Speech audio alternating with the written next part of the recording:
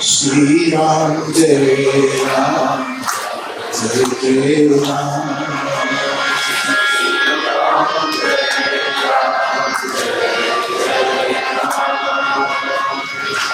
Jai Jai Jai Ram Gosai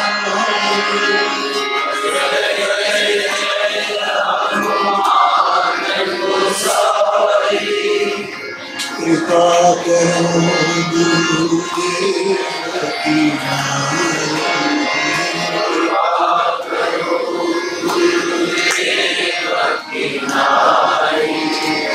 Shri Ram जय जय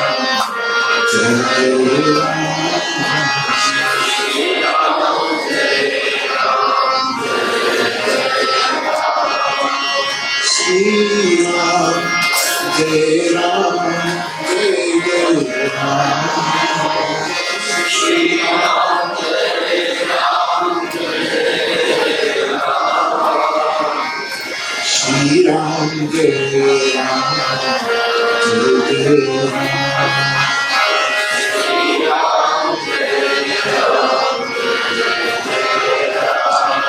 बोलिए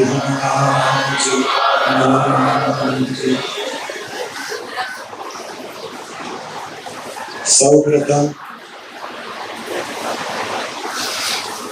પૂજ્યપાદ સમાધિસ્થ પુરુષોત્તમદાસ મહાપુર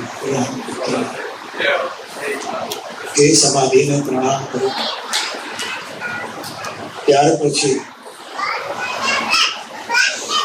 આપણા સૌના પરમ પૂજ્ય અમરદાસજી બાપુ એમની સમાધિને પ્રણામ કરું અને બાપુનો સંગીતનો, સંસ્કૃતનો, રામાયણનો મહામૂલો વારસો લઈને જે જીવ્યા અને છેક સુધી આ વારસાનું જતન કરી અને એ વારસો એની ભાવિ પેઢીઓને પણ અર્પણ કર્યો. એવા જે સમાધિસ્થ પુરુષના સ્મરણમાં આપણે ભેગા થયા છીએ એવા પૂજ્યપાદ માધવ બાપુના ચરણમાં મેં વંદન કરું છું. પૂજનીય માને પણ પ્રણામ કરું. નટુ બાપુ બાબુ બાપુ પણ ગયા, એમની સમાધિને પણ પ્રણામ કરી લો. ભાઈ નરેન્દ્ર, દીકરો, આપ સૌ ઉપસ્થિત સાધુ સમાજ અને આપણને બધાને આશીર્વાદ આપવા માટે પધારેલા અને મંચ પર વિરાજી પૂજ્ય ભક્તિરામ બાપુ, અંબાળિયા મહંત બાપુ, અજય બાપુ, મુરદાસજી બાપુ, સીતારામ બાપુ, લીંબડીથી પધારેલા બાપુ અને જુનાગઢથી પધારેલા બાપુ, આપ સૌને મારા પ્રણામ. જય રઘુવીર, જય સિયારામ.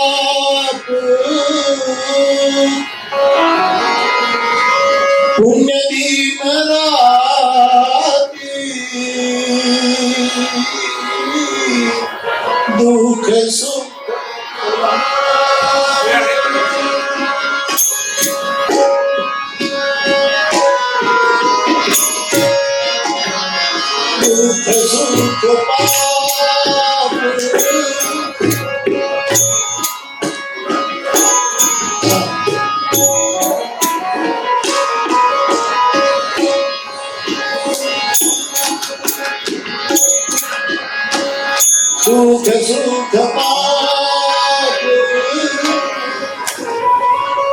પુણ્ય દીન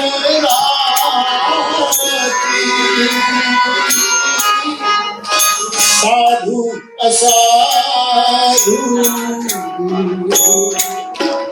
સુદાથી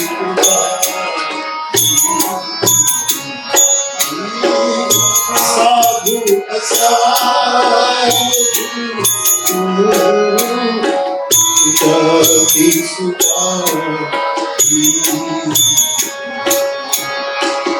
માનવદે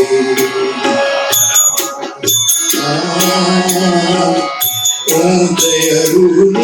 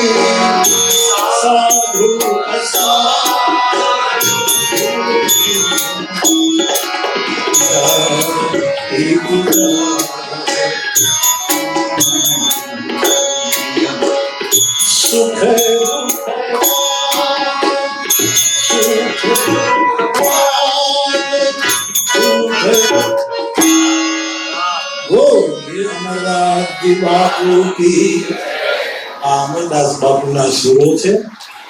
આ એમણે ગાયેલો રાગ નાગેશ્વરી છે. અને હું હંમેશા આ રાગ અમે ચોપાઈઓમાં લઈએ ત્યારે મારી સામે તુલસીદાસજી કરતા પહેલા અમરદાસ બાપુ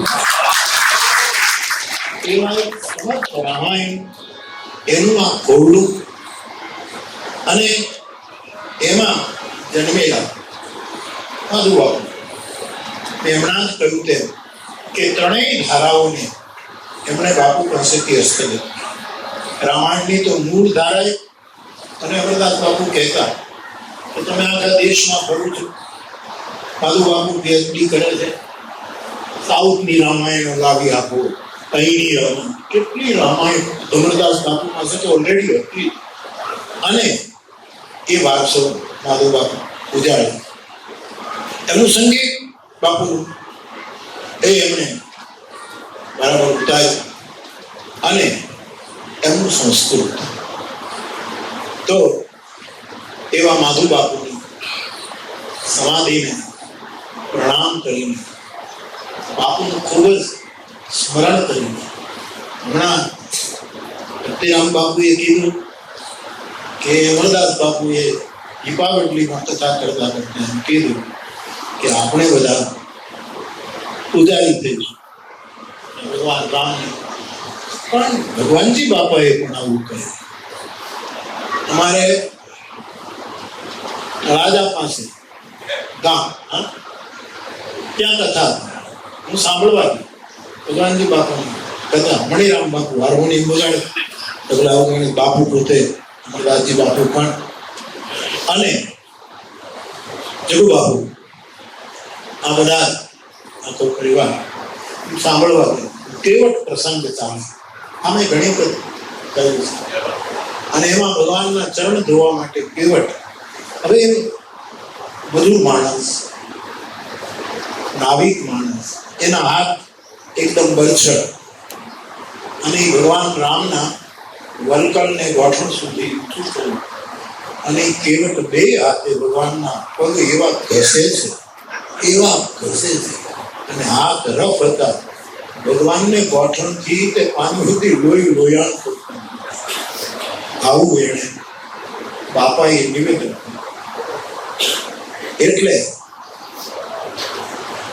ત્યાંના એક દરબાર રામાયણ હતા, તાલુકા પંચાયતના પ્રમુખ પણ હતા, ત્રણ ક્ષત્રિય હતા ને રામાયણના સારા વિદ્વાન અને બધા. એણે પ્રશ્ન કર્યો કે કેવટે ભગવાન રામના પગ ધોયા અને ભગવાનના પગ છોડી નાખ્યા અને લોહી લોયાણ. દાદા, આપ જે કહો એ તો અમારે માનવાનું જ હોય, પણ ત્યારે તમે હાજર હતા? આવું રામાયણમાં લખ્યું છે? શું જવાબ આપ્યો? જે અમરદાસ બાપુ લખ્યું. અમરદાસ બાપુ એટલે એનું ઘરાનું ભગવાનજી બાપુ. તો એને મારી હાજરીમાં જે જવાબ આપ્યો કે દરબાર, એ વખતે હું હોઈશ, તો એ વખતે હું ન હોત તો હું આપણા સમાજના ઘણા છોકરાઓ રેકડીના ચાના કપ રકાબી ધોવે છે ને, એ હું પણ ધોતો.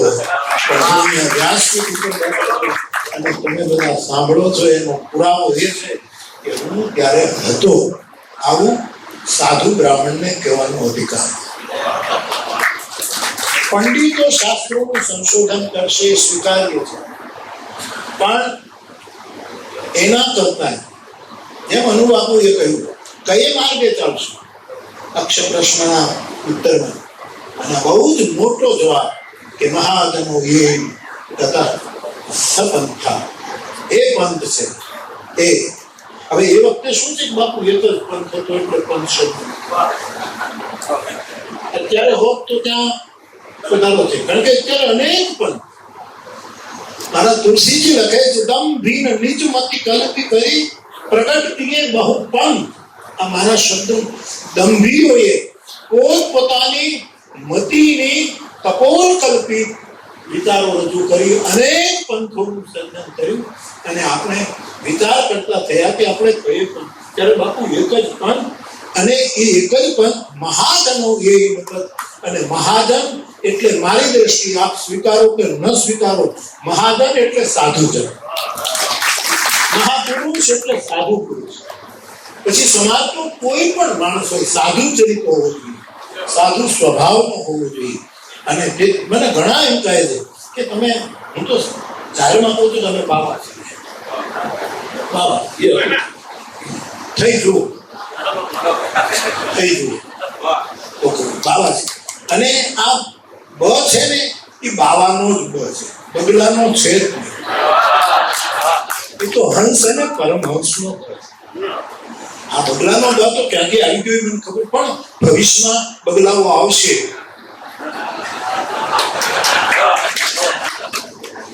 અધિકાર ન જાનાતી જાનતી સહવાસી ન. રામ લક્ષ્મણ સીતાજીની શોધ કરતા કરતા પંપો સરોવર નીકળ્યા, અને એ વખતે એક બગલો સરોવરના કિનારે એટલો ધ્યાનસ્થ બેઠો છે. આખું કેવું સુંદર શરીર, ધ્યાન. લક્ષ્મણજી જેવા જાગૃત પુરુષને ભ્રમ થયો, અને એને રામજીને કહ્યું કે આ સરોવર, આ શબરીની ભૂમિ, આ પતંગનો આશ્રમ, હમણાં જ નારદજી પધારીને ગયા, આ કેવું પવિત્ર સ્થાન છે કે જ્યાં એક પક્ષી પણ ધ્યાનસ્થ બેઠો છે. તો થોડો સમય આપણે અહીંયા રહીને ધ્યાન કરીએ કે ભગવાન હસ્યા કે લક્ષ્મણ, તું જાગૃત છો, પણ તારા નિર્ણયો બધાને સ્વીકારી છે. કેમ કે આ કંઈક જુદું છે. પણ મારે તને કહેવું નથી, ખરેખર જો આ માણસ બરાબર હોય તો એ બગલો બોલે. અને બાપુ બગલો શ્લોક બોલે, શ્લોક આવડી જાય બગલાય બોલે. શ્લોક હંસના મોઢામાં શોભે, પરમહંસના ઓલામાં તો એ શ્લોક આખો આપણને લિફ્ટ કરી દે, અને કાં તો નીલગિરી ઉપર લઈ જાય, કાં કૈલાસ સુધી પહોંચાડી દે. એવા શ્લોકનો મહિમા છે. ત્યારે પેલો બગલો બોલ્યો, કે આપ મારા ઉપર ભ્રમિત થયા છો, પણ મારે કંઈક કહેવું છે. પણ બગલો બોલે એના પહેલા તળાવના માછલા બોલ્યા, નાના માણસને પહેલો તામસા બોલ્યા. એટલે રામ ન બોલ્યા, બગલાને બોલવાનું કીધું. બગલો કે મારા કરતા નાના માછલા એને પહેલો તામસા બોલ્યો. આ જે પરંપરા એ રામે ઊભી કરી છે. છેલ્લા માણસને પહેલું સ્થાન એને તમે સ્વીકારો. એટલે પેલા માછલા બોલ્યા કે ભગવાન રામજી માફ કરજો, આપ અંતર્યામી છો, લક્ષ્મણજી આપ જાગૃત છો, આ મહાપુરુષ બેઠા છે, પણ પછી કામ ન જાણતી સહવાસી પોતે માર્ગીઓને ખબર નથી. એ તો અમે ભેળા રહીએ અને ખબર છે કે આ ધ્યાન નથી કરતો, મોકો ગોતે છે. મોકો તમારો શિકાર કેમ કરવો એનો અવસર શોધે. એવો આ પેલો કોનો માર્ગ લેવો? હું બહુ જ વિનમ્રતાથી કહું. મહાજન શબ્દ આવે, ભલે નગરના મહાજનો માટે શબ્દ લાગ્યો, શ્રેષ્ઠીઓ માટે, પરંતુ મહાજન શબ્દના અનેક અર્થો આપ કરી શકો મને, પણ મહાપુરુષ શબ્દ જો આવે તો મારો સાધુ સમાજને પગે લાગે તો મારા બાળક તરીકે કહું છું કે ત્યારે સાધુ પુરુષ જ સમજ. સાધુથી કોઈ મહાન છે.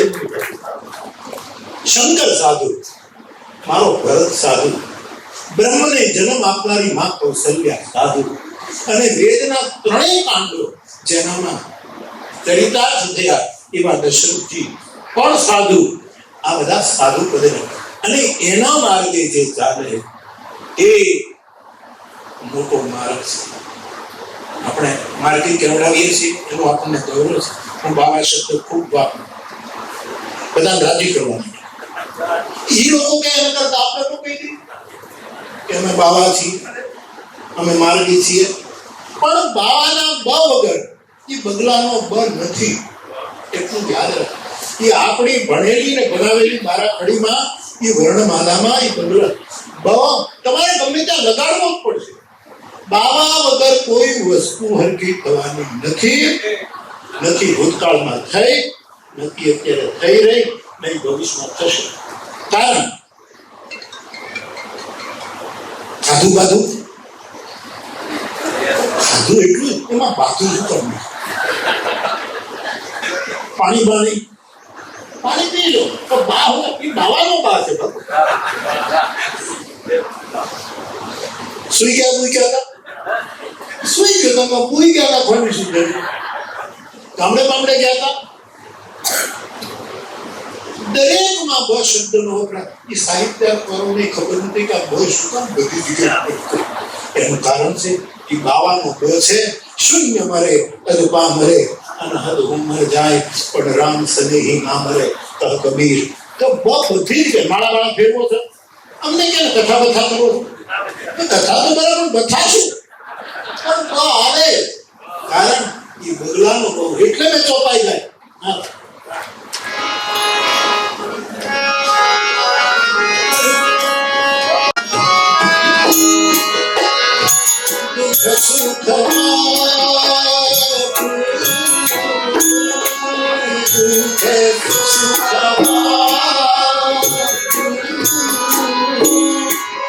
પુણ્ય દીન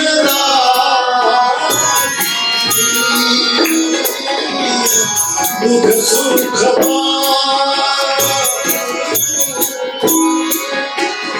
પુણ્ય દીન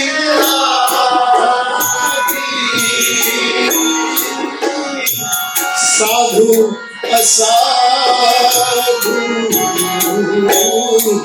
સુજાતિ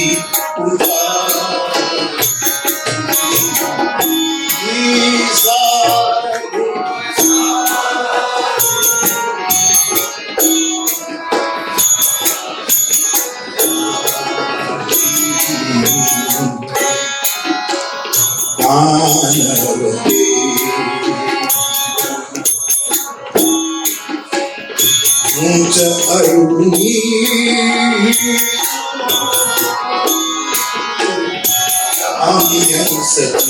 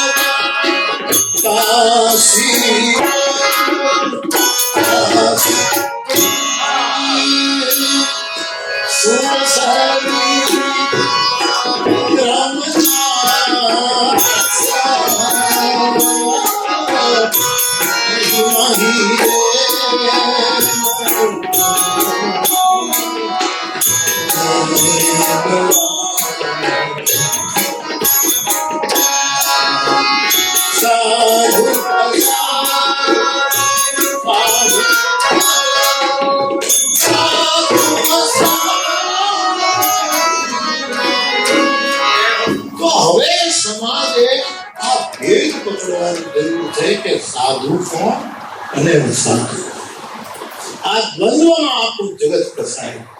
આવું આખું એક પ્રકરણ તુલસીદાસજીએ આ દ્વંદ્વનું બનાવ્યું છે. એ દ્વંદ્વથી જે પલ છે એ આનંદ બ્રહ્મે ગજાનાથ છે. અને એ મારે બહુ હૃદયથી કહેવું કે જ્યારે મહાપુરુષ ભાઈ અમને ભાગ્ય મેળવ્યો છે. કોઈ મહાપુરુષ કોઈ જાતિ નથી, કોઈ વર્ણ નથી, કોઈ વર્ગ નથી, મહાપુરુષ. અને મહાપુરુષ કે જે એક એવો માર્ગ ઉતરી ગયો. મને વિદ્વાનો પણ કહેતા ને બાપુ આ માર્ગી એટલે શું? તમે આટલા ડાયા માણસો, આટલા મોટા શબ્દો તો તમારી પાસે અમરકોશ હોય, આપણો ભગવદ ગો મંડળ કોશ હોય, આટલા બધા કોશના તમે બધા મહાત્માઓ વિચારકો છો. માર્ગ એટલે માર્ગી એટલે જે માર્ગમાં ચાલે છે એનું માર્ગ. જે કોઈ દિવસ કુમાર્ગે ચડ્યો અને કોઈને કુમાર્ગે ચડાવ્યા. માર્ગ એટલે આ તો આપણો આદિ અનાદિ કાળનો શબ્દ છે સાહેબ. રામ માર્ગી છે, શું કામ 14 વર્ષ ચાલ્યા? કૃષ્ણ માર્ગી છે, શું કામ ગાયોની પાછળ દોડ્યા? શું કામ મથુરા તોડી દોડી દ્વારકા ભેગો થઈ ગયો? આ બધા માર્ગી. આ બધા વિષ્ણુ માર્ગી છે. જળે વિષ્ણુ, થળે વિષ્ણુ, વિષ્ણુ પર્વત, આ બધા ક્યાંક ઉપર ચડી ક્યાંક નીચે, બધા માર્ગી છે. એટલે કોઈ નવું સ્થાપિત કરવાની આપણે જરૂર છે. ભૂલવું નહીં, ભૂલી નથી. માર્ગી શબ્દ અપમાનજનક છે જ નહીં, ગૌરવ છે. આ બધા માર્ગે. અને મારો રામ બ્રહ્મ છે, પરાત્પર બ્રહ્મ, સાક્ષાત ઈશ્વર ભગવાન. જે કંઈ કહો તે રામથી આગળ કોણ છે? એ રામ પોતે માનવ લીલા કરે. ત્યારે ભરદ્વાજ ઋષિને પૂછે કે નાથ કહું હમ કઈ મગ જાય, તમે કઈ રસ્તે ચાલે? રામ પૂછે છે. અને એ વખતે સાધુ પુરુષ ભરદ્વાજજીએ એને રસ્તો બતાવ્યો. ત્યારે શું કીધું બાપુ? કે હું નહીં બતાવું, આ સાધુની વિરાભિમાનથી વચ્ચેથી નીકળતા, હું નહીં બતાવું તો મારા શિષ્યો તમને બતાવે. અને 50 શિષ્યો દોડ્યા. રામને માર્ગ દેખાડવાનું કોને નતો? અમે કૃષ્ણને માર્ગ દેખાડ્યો. સાહેબ અમારે ભાવનગર ટ્રેન ચાલતી હતી, આ બીએનટી, અને એમાં કોઈ અધિકારી ટ્રેનમાં આવતો હતો અને ભાદરોડનું સ્ટેશન ત્યાં ટ્રેન ઊભી રહે. એમાં મગનલાલ કરીને ફૂલેલું. હવે પહેલા એ ઓફિસરને એક વખત આવ્યું એટલે એનું નામ પેલા ઓફિસરને યાદ રહી ગયું. એટલે પેલા એમ ઝંડી ફરકાવી ગાડી ઊભી રહી. એટલે પેલો ઓફિસર નીકળ્યો અને પેલા મગનલાલના ખભે આપી. મગનલાલ એમ છો? થોડું બધું બદલતી. એ મગનલાલ 15 દિવસ ડ્યુટી ઉપર નહોતો. રોજ કપડા ધોવે, ગામમાં જાય તો નોકરી કેમ કે મને મોટા સાહેબે મગનલાલ કીધો, એમ આપણને ઈશ્વરે સાધુ કીધો. મગનલાલ તો મગે ચાલનારનું નવરું કેમ ન હોય? આ પંથે ચાલનારનું આટલું આપણને જેમ સાધુ પદ આપ્યું છે એવું સાધુ પદ છે. તો 50 ને મોકલે. એમાંથી ભરદ્વાજજીએ 50 ને જોયા. એમાંથી બધાને છાંટતા જુદા પાડ્યા એમ કરતા 4 ને રાખી. 4 ને કીધું તમે બધા કહેતા અમારો માર્ગ જોયેલો, અમારો માર્ગ જોયેલો. અને હકીકત એ ભારતમાં આ ગ્રંથો હતા. ભરદ્વાજજીના શિષ્ય, ભરદ્વાજજી વાલ્મીકીના શિષ્ય છે, કોઈ સામાન્ય નથી. પણ 4 હતા સાક્ષાત વિગ્રહધારી 4 વેદો. અને રામને વેદો માર્ગ બતાવે. કઈ માર્ગે જવાનું, જે વેદોએ બતાવ્યું તે, એ આપણો માર્ગ, અને એ માર્ગે ચાલવાનું આપણે, એટલે આપણે માર્ગી છીએ, એમાં ગૌરવ છે. બુદ્ધ પછી આવે તેને મધ્યમ માર્ગ નિશ્ચિત કર્યો કે બહુ તપસ્યા પણ ન કરવી અને બહુ ભોગી પણ વચ્ચે ચાલે. વચ્ચે આ ફૂટપાથ આજુબાજુ ચાલવાના રિવાજો તો પછી એક્સિડન્ટો વધ્યા, એક્સિડન્ટનો ભોજ બનનારા વધ્યા, કરનારા વધ્યા કે હરી ફરીને એક્સિડન્ટ કરવા, ઉડાડી મૂકો, કોણ બિચારો માંડમાં હાલતો હોય એને કેમ તોડી નાખો, એ પણ ત્યારે વચ્ચેના માર્ગે ચાલનારા એને આજુબાજુના ટોળા આવીને પગે લાગતા હતા અને પાછા તરી જતા હતા. મેં આ જોયું છે. જયદેવ સરસ્વતી શંકરાચાર્યના ગુરુ પરમ ગુરુ કિષ્કિંધામાં ભગવાન રામે પ્રવર્ષણ પર્વત ઉપર કથા કરી. ત્યાં હું કથા કરતો હતો, ચાતુર્માસ ભગવાને જ્યાં કર્યો હતો, અને પદયાત્રા કરતા ચંદ્ર સરસ્વતીજીના ગુરુ, અને એ 50 વિદ્વાન બ્રાહ્મણો વેદોનો માર્ગ ચલવાય, એ નીકળે એટલે 200 ઊભી જાય, 200 એક પડી અને એની મર્યાદા પ્રમાણે બોલતી માણસો, અનેક સવારીઓ, અને એ સાધુ, એ જગતગુરુ આપણો એ વચ્ચેના માર્ગે ચાલતો થાય. એ પ્રવર્ષણ પર્વત ઉપર આવ્યા, કથામાં એક દિવસ બેઠા. આ આપણો માર્ગ, આ માર્ગે આપણે ચાલનારા છીએ. જ્યારે લોકોને સમજાય તો મહાજનો એ જે પંથ છે, એ આ નાના મોટા પંથની વાત જ નથી. આ બહુ જ મોટો, અત્યારે ગડકરી સાહેબ બહુ મોટા મોટા રોડો બનાવે છે, 8 લેન 12 લેન, બહુ સરસ કામ થયું. પણ આ મહાપુરુષનો જે પંથ છે સાહેબ, ગગન પંથ છે, આકાશ માર્ગ છે. એને ધરતી ટૂંકી પડે, એને આકાશ ટૂંકો પડે, એને દરિયો ટૂંકો પડે, એવો માર્ગ. બુદ્ધ ભગવાને પણ ભલે વેદની ટીકા કરી, પણ એ વૈદિક માર્ગ એટલે બુદ્ધને છદ્મ, શંકરાચાર્યને પણ છદ્મ બૌદ્ધ કહ્યા, અને બુદ્ધને છદ્મ જગતગુરુ કહ્યા. એ વખતના વિદ્વાનોએ એમણે આ માર્ગ પકડ્યો હતો, અને એ આખી આદિ અનાદિ પરંપરામાં આપણો આ માર્ગ છે. મને આનું બહુ ગૌરવ, બહુ ગૌરવ. અને તમારા સૌના આશીર્વાદ, તમારા સ્વરૂપ તરીકે ગૌરવ તમારા માર્ગ. એટલે માર્ગી કેવડાવવામાં, બાવા કેવડાવવામાં કોઈ દિવસ સંકોચ નહીં. આપણે છીએ એ લોકો કહે છે, છીએ એટલે કે જે બાપુએ કીધું ને, અમરદાસ બાપુએ કીધું કે હશું એટલે છીએ, ન હોત તો એવો જે માર્ગ છે. રામચરિત માનસના એક પંક્તિ છે, સાધુ સમાજમાં કોને આગળ, સાધુ સમાજ સભા અમારા સાધુની સભા છે. હું હંમેશા સાધુના ભંડારામાં મંડપમાં જાઉં ત્યારે કહું કે ધર્મ સભા બહુ ઉત્તમ છે, ધર્મ સભા તે વિશેષામુક્ત ધર્મ છે, એના જેવો કયો કહું. પરંતુ સાધુના સમાજમાં હું જાઉં ત્યારે ધર્મ સભા નથી કહેતો, સાધુ સભા. આ સાધુ સભા, અને સાધુ સભામાં કોને આદર મળે, કોને મળે? બાપુને આપણે આદર આપ્યો, બાપુને વડીલોને, મને સ્વાભાવિક છે, તમારું બાળક છું એટલે તમે મને આનંદિત કરો, એ આપની ઉદાહરણ. પણ આ બધો આટલો મોટો મારો સાધુ સમાજ બન્યો, એ સાધુ સમાજમાં કોને આદર મળ્યો? એના લક્ષણો યોગ વાસિષ્ઠમાં વાલ્મીકીજીએ યોગ વાસિષ્ઠ જેવો ક્લિષ્ટ થયો. ત્યારે કુસનભાઈ પરીખ પણ અમારે ત્યાં બોલ્યા છે, યોગ વાસિષ્ઠ કુસનભાઈ. તદ્રુપાનંદજી મનન આશ્રમના પ્રણેતા, એમણે એમના ભાષ્ય કર્યા. વાલ્મીકીજીએ યોગ વાસિષ્ઠ લખ્યું. ઘણા લોકો બ્રહ્મા છે કે યોગ વાસિષ્ઠ ગ્રંથ વશિષ્ઠ કૃત છે, નહીં, એ વાલ્મીકી કૃત છે. વશિષ્ઠજી એમાં એક પાત્ર છે, વિશ્વામિત્ર એમાં એક પાત્ર છે, રામ પણ એક વિશેષ પાત્ર છે. એમાં સાધુ સમાજમાં કોને આદર આપે? બાપુના સતી સેવકો હશે એને તો આપણે આદર આપીએ, સગાવાલાને આપીએ, બેનો દીકરીઓ જ્યાં જ્યાંથી આવી એને આદર આપીએ. સાધુ સભામાં બધાનો સ્વીકાર જ હોય, કારણ કે સાધુ એક એવો સમાજ છે કે જ્યાં કોઈ માટે પ્રતિબંધ નથી. હું હંમેશા કહ્યા કરું, ફરી એક દોહરાવું કે સાધુ કોઈ પણ જાતિમાંથી થઈ શકે. કોઈ પણ વર્ણમાંથી સાધુ થઈ શકે, પણ સાધુ થયા પછી એને કોઈ જાતિ નથી, એને કોઈ વર્ણ નથી. એ બધાથી પર સાધુ એટલે બધાથી પર.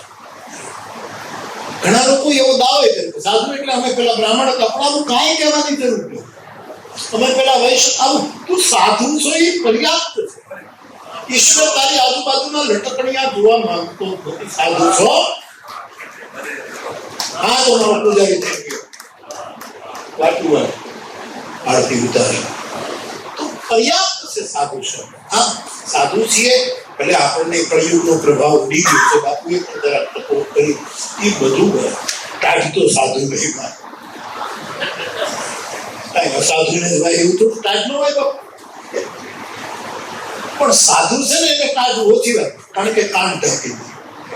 જે કાન ઢાંકે ને ભલા બુરા સબકા સુન લીધે, જેને નિંદા અને સ્તુતિ બે માટે કાન ઢાંક્યા છે, એને સમાજની જડતાની ઠંડી બહુ ઓછી, એને કાનમાં ધાક નથી પડતી, એના કાનમાં રસી નથી થતી, એને કાનમાં કુંભળા ભરાવવા નથી પડતા, કારણ કે એને શ્રવણ ભક્તિ બહુ કરી. એને અસ્તિત્વને સાંભળ્યું, એને વૃક્ષોને સાંભળ્યા, એને નદીઓને સાંભળી, એમણે પહાડોને સાંભળ્યા, એને પૃથ્વીને સાંભળી અને ભગવાન ભાસ્કરને સાંભળ્યા. એટલે એના કાનમાં ધાક નથી. મને ઘણા કાંઈક બાપુ 80 વર્ષે તમારી આજ્ઞા હતા, મેં કીધું મારી આજ્ઞા હતા એના ગોઠણ ગયા. મારા ગામના જેટલા મારી યાર ભણતા લગભગ વાંકા થઈ ગયા. મેં કીધું તમને થયું શું? પણ પગ વાંકા થઈ ગયા, એના કામ ગયા, એના મશીનો અમે તલગાજડામાંથી આપીએ છીએ. મશીન તો એનું કામ કરે, સાધુ સાંભળે. કોને સાંભળ્યા? 3 પક્ષીઓને સાધુએ સાંભળ્યા. અને જે પક્ષી એટલે કોઈના પક્ષમાં નહીં, ન વામ પક્ષી ન દહીન, કેવલ મધ્યમાં પક્ષા પક્ષી ત્યાં નહીં, એવું પક્ષી એક નિષ્ઠાવાન.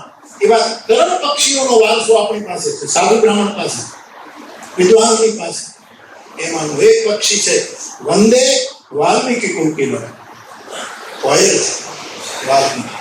બીજો છે અમારો ભાગ વસુંડી, ભાવડો છે.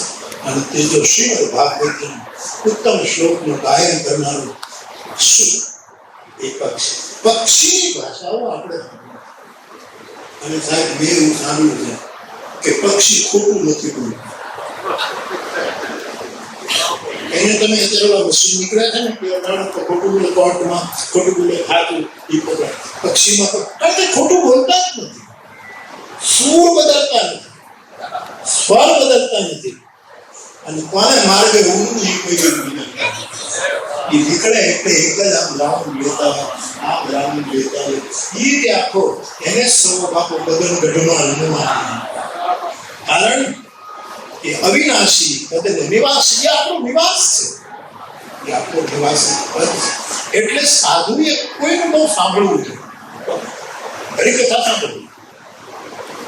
પણ કામ આ 3 પક્ષીઓને સાંભળ્યા પછી બીજાને બહુ સાંભળવા જઈએ તો કામ થાય. જાણો છો બધા, મારે તો કેટલું હોય, કેટલું હેત સમાજ મને કરે છે.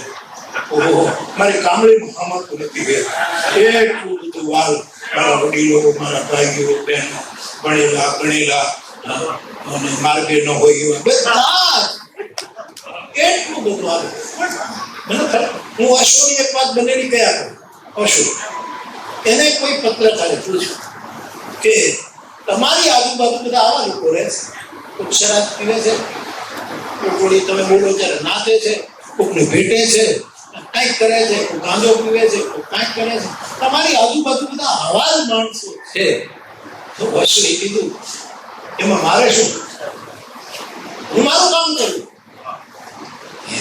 એને શું કરવું એ જાણે, એમાં મારે શું? એટલે પત્રકારે કઈ પણ તમારી નિંદા થાય છે કે એમાં તારે શું? એમાં તારે શું છે? તું શું કામ ચિંતા કર? મારી નિંદા કાન જડે તળ પંખીડાને સાંભળ્યા, એના કાનમાં ધાક નથી પડી, એના કાનમાં પગ નથી આવ્યો, એના કાન ઉડાયા નથી, કારણ કે સાધુએ તો પહેલેથી જ કાન નિંદાવી નાખ્યા હોય છે. એવું સાધુ પણ જે છે એ માર્ગે ચાલે તો એ કયો સાધુ, કયો મહાપુરુષ? એનો જવાબ વાલ્મીકી વશિષ્ઠ રામાયણ. 4 જ લક્ષણ છે, 5માની જરૂર. 4. પહેલું સમ. જે સાધુએ કોઈ દિવસ ભેદ ઉભો ન કર્યો. સમતા. ગીતા કહે સમ સર્વેષુ ભૂતેષુ મદ ભક્તિ લભતે. એ સમ છે. દરેકમાં નાનામાં નાના માણસને આદર આપે એટલું સમ્રાટને આપે. મોટાને જમાને એ જ એને વ્યવસ્થા જુદી હોઈ શકે. એ કોઈ જગ્યાએ વિષમ ન બને એનું નામ સાધુ. અને સંગીતનો નિયમ છે હરે બધે, પણ સાચો સંગીત એ છે પાછો સમ ઉપર આવી બોલે તો જ એની. અમરદાસ બાપુ કેવા સમ ઉપર આવતા? નાની એવી માછલી જેવી કરતા નહીં, અને જે રીતે એ સમ ઉપર આવતા દાટી હોતી હોય ગજબનો ભાવ. મને તો એને બહુ આ લાગ્યું સાહેબ, મને બહુ સાથે ક્યારેક ક્યારેક શું કરે કે ક્યારેક ક્યારેક આપણો સ્વભાવ એટલો સરસ કે જે કેવું ધરણી. અમે કચ્છમાં બાપુ ગાતા હતા, વીકે પટેલ ગાડી હતી, એ સત્સંગી લાલ બાપુ, ગીતાણી બાપુ, ભારતી બાપુ અને અમરતા, અને હું આગળ બેઠો ઘણા બેઠા છોકરા, એટલે મને એ લોકો આગળ બેસા. એટલે એમાં ડ્રાઈવર કઈ જ્ઞાતિનો એ કઈ એમાં બાપુએ જ્ઞાતિનું પડે લેવા દેવા કે ભાઈ આ અમુક છે ને, અમુક જ્ઞાતિઓ એવી જોઈએ એમાં કોઈ દિવસ કાંઈ આકાશને ફૂલ કોઈ દી આવે જ નહીં. નહીતર વાદળાઓ ત્યાં જ છે પાણીના ભરેલા, પણ આકાશમાં એક ફૂલ એને નવકુસુમવત ન્યાય આવ્યો સંસ્કૃતમાં કે આકાશનું નવકુસુમ. એને કોઈ દિવસ તુલસીદાસ કહે ને ફૂલે બે એટલે દિયત એટલે આકાશ. મૂળ દિયત સંસ્કૃત શબ્દ, પણ એનો અપભ્રંશ કર્યો પ્રાસમાળા મીટરમાળા. કઈ રીતે જગપી સુધા વરસે હિ જન, અમૃત જેવા વાદળા વરસે, પણ આકાશને કોઈ દિવસ એવી મૂર્ખ હૃદય નથી. આપણા એક લશ્કરી અધિકારી પ્રવક્તાએ તો કે ના કીધું એ બિહારના કે મધ્યપ્રદેશના કે યુપીના હોય, બાપુ એને કહ્યું કે કામ કરવું જોઈએ, કારણ કે વિનય અને માનવ માનવ ધન દીધો. સમુદ્ર વિનય નહીં માને, એને એને એને એની સામે આવો વિનય કરાય નહીં. બોલે રામ સકો ઉત્તર ભય બિન હોય ન પ્રીતિ. આ રામાયણનો અર્થ થયો તો નિર્દોષ હોય એનો નંબર કાંઈ. અને એને એવું કહ્યું કે આ લોકો આમ છે, આ લોકો આમ છે. હવે ડ્રાઈવર આમથી આમ કરો તો બધા બાવાની એક આયા સમાધિ થાય. ખાળિયામાં ઘરે લાવવા જેવું એક બને, પછી ખાળિયામાં મારી 5 સમાધિઓ હોય, તમારે ત્યાં આવવું પડે. બાપુ એવું કહ્યું બંધ બેઠો બાપુ આવે. મેં ઓલી સીટની પાછળ આમ કરી બાપુ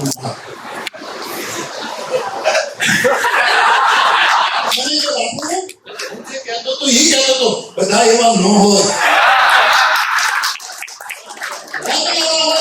વખતો છોડવા ફૂટે ને સાહેબ. આ જો આપણો ડ્રાઈવર ફેરવે છે, એમાં ક્યાંય ચૂક થઈ છે એવું કરીને પછી અમે ટપરેશું રામ બાપુને ત્યાં.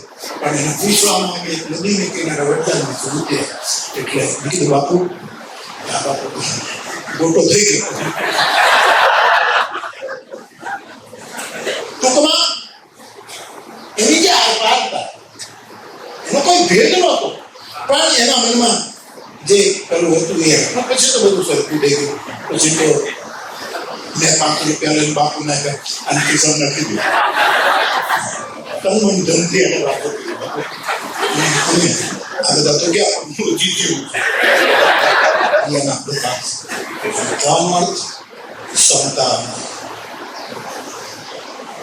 સારું રોડને કિનારે કે નાનકડું એવું હનુમાનજી બેઠો, પણ રોટલામાં કોઈ ભેદ નથી. આ ક્ષમતા તો વિશ્વએ. સામ્યવાદ શું છે? આ લોકો ચાઇનીઝ કે રશિયાનો સામ્યવાદ થોડુંક ભણ્યો, થોડુંક વિચાર્યું છે. એ સામ્યવાદ કેવળ કથિત સામ્યવાદ છે, ત્યાં ભયંકર અસમાનતા. મેં રશિયામાં કથા કરી છે મોસ્કોમાં, હું જાણું છું સમતા સાધુ અને એ મહાપુરુષની ઓળખાણનું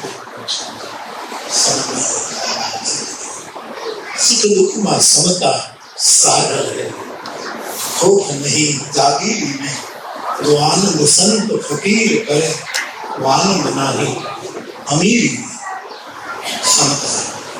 બીજું શીલ. કોણ મહાપુરુષ જેને હું સાધુ પુરુષ કહું છું?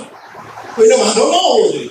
સાધુ કોઈ પણ સમાજ, ગાંધી સાધુ છે, વિનોબા સાધુ છે, ભલે જ્ઞાતિ એ મહારાષ્ટ્રીયન બ્રાહ્મણ છે, બાપુ આપણા સૌરાષ્ટ્રના વૈશ્ય છે, રવિશંકર મહારાજ બ્રાહ્મણ છે. આ બધા સાધુ, એમાં કોઈ જ્ઞાત જાત આવતી નથી, પણ એનું શીલ જે છે, આપણું સમડિયાળું તો ગાતું રહ્યું, શીલવાનું તો સાધુ નહીં. તમે મારે હમણાં બે કથાથી કહેતો રહ્યો છું કે ભગવાન શંકર મહાદેવ વિષ પી ગયા. એ તો મહાદેવ દેવોના દેવ છે, શું નથી. અને તુલસીદાસજી કહે છે નીલકંઠમ દયા શાંત ઝેર પી ગયા. આપણું તો એ બધું નથી કે આપણે ઝેર પી શકીએ. આપણે શીલકંઠ નથી થવું, શીલકંઠ થવું. નીલકંઠ નહીં, શીલકંઠ. સાધુનું શીલ એ મહાપુરુષનું બીજું લક્ષણ છે. એની સભામાં એને આવકાર છે એ શીલવાન. સમ શીલ યોગ વાસ્ય કે સંતોષ આ ત્રીજું. અને જ્યારે જ્યારે સમય મળે ત્યારે જેણે સત્સંગ કર્યો હશે એને સાધુ સમાન થાય. આ ચાર લક્ષણો બતાવ્યા તુલસીદાસજીએ વિનય પત્રિકામાં. એ ચારેય લક્ષણો લીધા અને સાધુ સભામાં કોણ બેસી શકે એનું મારી રીતે વ્યાખ્યા કરવું હોય તો બગસરા જવું પડશે. સ્નેહી પરિવાર પાસે સ્નેહી પરિવાર એમ કહે કે આવું જેને કીડિયાનું પીડ્યું હોય એ આ સભામાં બેસે, બીજાને જગ્યા આપી દીધી હોય એ આ સભામાં બેસે. એવું જે આપણી કવિતા સ્નેહી નથી. આ સાધુ સભા. સાધુ સભા એટલે ધર્મ સભા નહીં, પરમ ધર્મ સભા. ધર્મ એવા સાધુ સમાજમાં, એવી સાધુ સમાજમાં જ્યારે આપણે ભેગા થયા છીએ અને આપણા બધા પૂર્વ સૂર્યો આજે બાપુ તો આમ રાત આમ ગુસ્સે આ છોકરો વધારે બોલે. બાપુ કઈ બોલે જ નહીં. આપણા ફોટા કાઢે, બતાવે, આમ કરે. બાપુની સાથેના ફોટા હોય, કથા પણ કરતા હોય, કથા પણ કરતા પણ ઓછું બોલવું. મારી પાસે આવે કોઈ જાજો સમય નહીં ગયો, માની કૃષિ ઉપર બેસાડી એવો એક સાધુ આપણી વચ્ચે નથી. પણ આપણે ત્યાં જે મંત્ર આવ્યું શ્લોક કે યદ ગત્વા ન નિવર્તતે, જ્યાં ગયા પછી પાછું કરાતું નથી, સાધુને લાગુ નથી. એ તે આંખો મારીને પાછો રાખીને એનો સ્વતંત્રતા છે. જેલમાં બંધ હોય એને જ અંદર રહેવાય, પણ એને રોટલો આપવા ગયો હોય, બીમાર પડ્યો હોય ત્યાંથી તો એને દવા આપવા જાય, એને જેલમાં ન રહ્યો, એ પાછું કોર્ટમાં બહાર પણ નીકળે, સાધુ પાછો આવી શકે. અને તેથી ભરતમુક્ત સાધુ કહે જન્મ જન્મ રતી રામ, અમને જન્મ જન્મ આપણો મેં તો કહે હરિના જન્મ તો મુક્તિ ન માંગે, માંગે જન્મ. એવા એક સાધુ આપણે બાપુની ઉપસ્થિતિ કાયમ અનુભવ છે. અમરદાસ બાપુને તો હું અનુભવું છું. મને કુંભળ લઈ ગયેલા બાપુ, જ્યાં બાપુની સમાધિ છે, મને લઈ ગયા અને પોતાના જે અનુભવો કહેતા એ તો હવે કાંઈ લખ્યા નથી, એ વખતે કાંઈ ટેપ થતું નથી. બાકી પોતાના જે અનુભવો મને એમ કહેતા બાપુ એકો હાથ એક એકો જે હાલતો કામ બાપુ એકો હાથ તો મેં કીધું બાપુ તમે એકને જ ભજ્યો છે, તમે દ્વૈતને ભજ્યા નથી, તમે એકને જ પકડ્યો છે. એનું આ પ્રમાણ છે. અને એના પરિવારમાં માધુ બાપુ એક બહુ જ સરળ જીવન જીવી અમૃત મહોત્સવ ઉજવી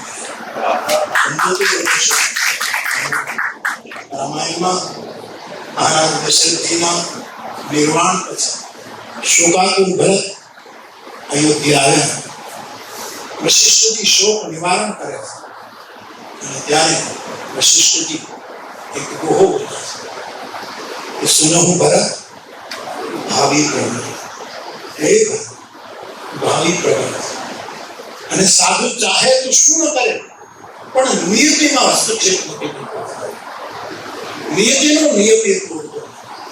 એક સાધુને અધિકાર છે કે જળને ચેતન કરે, ચેતનને જળ એવું સામર્થ્ય એનામાં હોય છે. ભજનને પણ નિયતિમાં વિક્ષેપ ન કરે. હું ખોટી સાઈડમાં જો મારી ગાડીના ડ્રાઈવિંગના કોઈ ચલાવે અને વિજયશ્રીની ચોકી છે ત્યાં 4-5 જણા વડીલો બેઠા છે, એ કદાચ ઊભી રાખે ગાડી અને મને કરે એમ કે બાપુ આમ કેમ ચલાવે, પછી એમ કે નહીં પણ સાધુને અધિકાર છે એ બધી જગ્યાએ જઈ શકે, કોઈ પણ નિયમ નથી, મર્યાદા ન ભૂલવી એ એનું લક્ષણ. તો મારે આપને છેલ્લે જે વાત કરવી છે કે સાધુ સમાધાન કોણ સભામાં બેસે જેને એકને રાવત ભગતે કહ્યું આરા જો તને જો હોય એમને એક, બીજી કે અમે ગોપ નથી દેવી, એવી જો અમારી નિષ્ઠા હોય તો અમને હાથવજે. બાપુ મારું બાપુ બાપુ મોટું કામ મોટુંભાઈ બહુ કર્યું, છોકરાઓને ભણાવ્યું. આ તો એનો પહેલેથી શીખ્યું કે તમે છોકરાઓને લોટ માંગવો ન પડે, એને ભણાવો. અને બહેન દીકરીઓ છોકરાઓને એટલા ભણાવ્યા કે આજે બધાને જોઈ આ સમાધિઓ રાજી થતી, સમાધિઓ પ્રસન્ન થતી હોય એવા સાધુ પરિવારનું આ ભંડારાનું સ્મરણ છે. મોટો બાપો નરેન્દ્ર દીકરો આખો પરિવાર મૂળ તો 17મી તારીખે રાખ્યો, આટલા દિવસો થતા હતા અને ફોન આવ્યો કે બાપુ 17 તારીખે રાખ્યો. ઘડીક તો ચૂપ રહ્યો, મારે કોઈ સુધાર નહોતો આપો કે જે આપે નથી કહ્યું. અને છોકરાઓને કહ્યું કે પછી સમય 17મીએ હું નથી બેઠા પણ હું દુઃખ લેવા ગમે ત્યારે ખારા જઈશ કે અહીંયા જ્યાં સુધી આવી જઈશ. આટલું કહીને મેં મારી શ્રદ્ધાંજલિ અર્પણ કરેલું. પણ ઘણી 2-3 દિવસ પછી ફોન આવ્યો કે બાપુ તમે 18મી આવો તો 18 સાધુ આવો પ્રેક્ટિકલ. બાપુ શું કહેતા કે બાપુ ચલાય અમારી સમાધિઓ હોય પછી અમારો પરિવાર વધે પછી મકાન કરવું હોય પહેલા તો ગમે ત્યાં સમાધિ કરી નાખી હોય. આપણને કોઈ ડાયરેક્ટ નિષ્ઠા વાયા વિકાસનો છેદ ઉડાડી ગયો. આપણે આરામ મત કરવાનો, વિશ્રામ કરવાનો. એ વિશ્રામના માર્ગે પછી પરમ વિશ્રામ પહોંચી પરમ વિશ્રામ. પછી મકાન કરવા પરિવાર વધે. હવે મારી સમાધિ માંડી આવે. મેં તો બધી સમાધિઓને મંદિરમાં આડી આવતી એટલે આપણે સાધુ કેટલા પ્રેક્ટિકલ જીવતા હોય ત્યારે કોઈને ન નડે તો પછી કઈ નડે એ બીજા સ્થાન તો નડે, સાધુના સ્થાન તો સીધી વાત છે.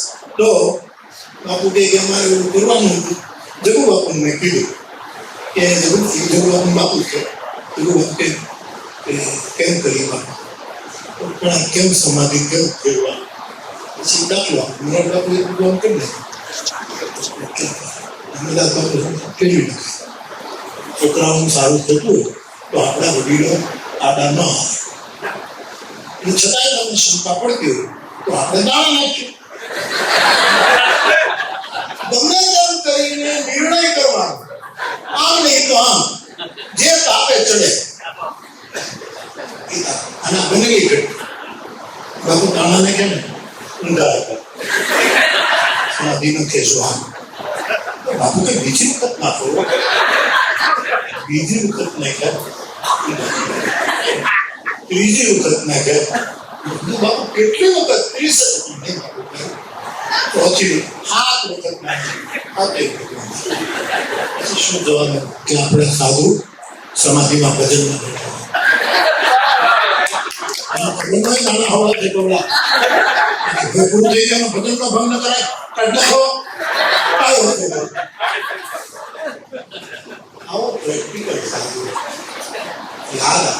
ભગવાનજી દાદા યાદ આવશે અને એ પરંપરાનું એક માધુ બાપુ એમના સ્મરણમાં અને મને અનુકૂળ કરી દીધું છે બાપુ 18 રાખે મારે આવું જોઈએ હું આવું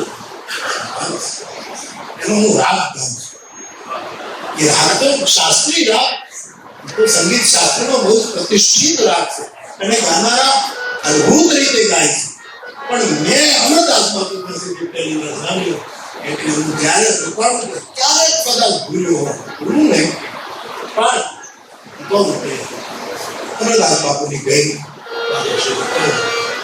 સંગીત ઉપાડીને એવા બાપુને આ પરંપરા છોકરાઓ એને ઉજ્જવળ રાખશે એમાં કોઈ ચિંતા નહીં. આપણે બધા કોઈ સાધુ પુરુષને માર્ગે ચાલે એ અને તમે મહાભારતના બાપુ મહાભારત વાંચીને કહે છે તમે કલ્પના જ્યારે જ્યારે પાંડવોને ભીડ પડી છે ત્યારે કોઈને કોઈ સાધુ વચિત ક્યારેક વ્યાસ આવ્યા છે ક્યારેક વિદુર આવ્યા સાધુ ચરિત્ર આવ્યા છે અને ત્યારે ચાલે બાજુથી પાંડવો આવી એવા સમયે કોઈને કોઈ સાધુની એન્ટ્રી વ્યાસે કરાવી છે અને એ સાધુ પુરુષના માર્ગે પછી પાંડવોએ આગળ યાત્રા કરી છે અને યાત્રા એવી નીકળી કે સદેહ ગયા નિર્વાણ સુધી એ યાત્રા તો એવું સાધુ પણ આપણે વધારે ચરિતાર્થ કરવું પડશે. હું પૂરી કોશિશ કરું છું હું કરી નાખ્યું છે એમ નહીં કરું પણ હું સાવિત્રીમાં ત્રિભુવન દાદા એની પાઘડી એની પાદુકા અને એની આપેલી પોથીની સાક્ષી કરું છું કે મારા પૂરા પ્રયત્ન છે કે સાધુ પણ શું છે એ રીતે મારે તમારે પ્રયત્ન કરવો પડશે તો આપણે માર્ગી અને આપણે બાવા ચરિતાર્થ કરી શકીશું.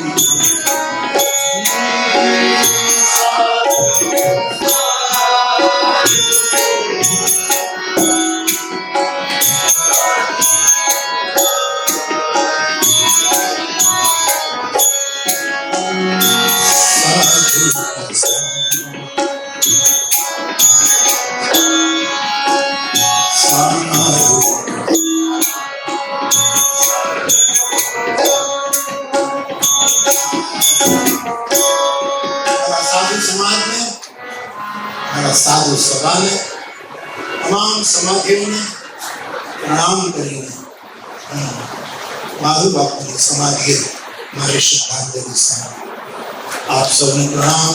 જય સિયારામ. જય રઘુવીર, જય રઘુવીર, જય રઘુવીર.